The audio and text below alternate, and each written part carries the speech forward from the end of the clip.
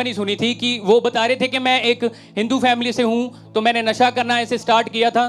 तो ऐसे सब कुछ मैंने सुना। मैंने सोचा कि उन्होंने बोला कि मैं जलंधर में ऐसे अपनी जब स्टेशन के पास गया, ऐसे मैंने सारी टेस्टमनी सुनी। मैंने सुना कि उनको बचाया प्रभु यीशु मसीह ने।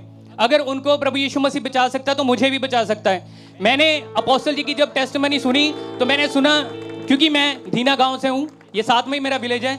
मैं सोचता था कि मेरे पास में ये मिनिस्ट्री है, तो ये मिनिस्ट्री इतनी बड़ी, पहले सुनते थे इस मिनिस्ट्री के बारे में। तो मैंने सुना कि अपोस्टल जी ने कहा कि विदाउट परमेश्वर आपकी लाइफ बिल्कुल स्पॉइल है। तो मैं सोचता था कि मैं इस चर्च में जाऊं और मैं इस लाइफ को दूसरी लाइफ छोड़ दूं। मैं इतना परेशान हो चुका था। जब मैं बॉम्बे से यहाँ पे आया पंजाब में, तो मैंने शोज़ वगैरह किए। तो शोज़ करते हुए पैसा अपनी फैमिली को भी देता था, और पैसा देने के बावजूद भी लड़ाई झगड़ा घर में रहता था। और जब ये लॉकडाउन हो गया 2020 में, तो मेरे शोज़ वगैरह सब बंद हो चुके थे। तब शोज़ वगैरह बंद होने के बाद मैंने अपनी फैमिली को कोई पैसा नहीं दिया, क्योंकि मेरे पास शोज़ नहीं थे।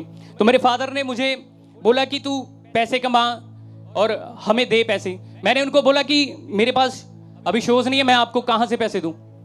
तो मैं इतना परेशान हो गया कि मैं क्या करूँ अपनी लाइफ का। तो मेरे फादर ने मुझे घर से निकाल दिया। पैसा ना देने की वजह से आपस में बहुत ज्यादा लड़ाई झगड़ा होने लगा, जिसकी वजह से आपने घर छोड़ दिया। फिर जी, मुझे उन्होंने बोला कि तू घर से निकल जा, जब पैसे कमाएगा तो फिर यहाँ पे आना, अगर कोई काम नहीं करना। क्योंकि मैंने म्यूजिक में ही सीखा, सब कुछ म्यूजिक में करना चाहता था। तो शोज़ वगैरह बंद हो गए, तो मैं रेंट पे रहने लगा रामा मंडी में।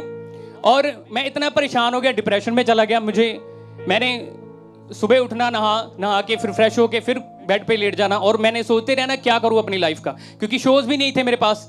और आप पूरा दिन अपने रूम में बंद रहते थे और सोचते रहते थे जी, और डिप्रेशन में चले गए थे जी, और जिसकी वजह से आपने 4 बार सुसाइड करने की कोशिश की। जी जी जी। कैसे ब्रदर जी, जब मैंने अपनी फैमिली को पैसा देना बंद किया, तब मेरे फादर ने मुझे इतना ही बोला कि तूने डिग्री की और इंडस्ट्री में काम करता था, तेरे पास कुछ नहीं, तूने किया कुछ नहीं।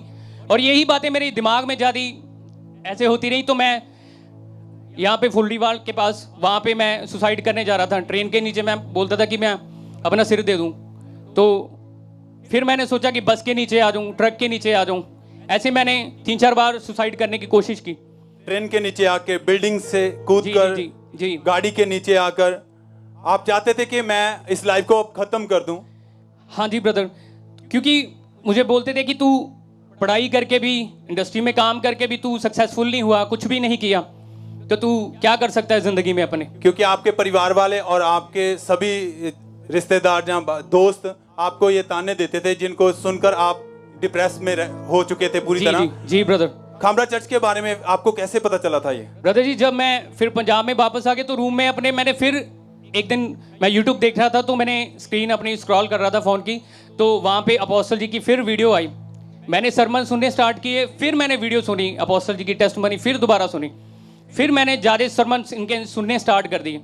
तो मैंने सोचा मैं क्या कि यीशु मसीह मुझे इन चीज़ों से आज़ाद कर सकता है। क्योंकि ब्रदर जी, मैं सारी जगहों पे घूम के आ गया, सारी जगह पे मुझे कहीं भी शांति नहीं मिली, कहीं भी पीस नहीं मिला।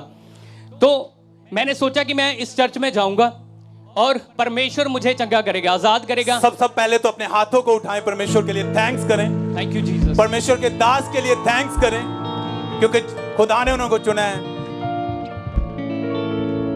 और फिर आप चर्च में आए। जी, मैं यहाँ पे वर्शिप हो रही थी, लाइव चल रहा था सारा कुछ। मैंने हेडफोन्स लगाए, अपनी बाइक पे आ रहा था, मैं हेलमेट पहना था और मास्क पहना होगा, मैंने गोगल्स लगाई हुई। तो मैं सुन रहा था यहाँ पे वर्शिप के सॉन्ग चल रहे, तो मैं रोने लग पड़ा बाइक पे आता था।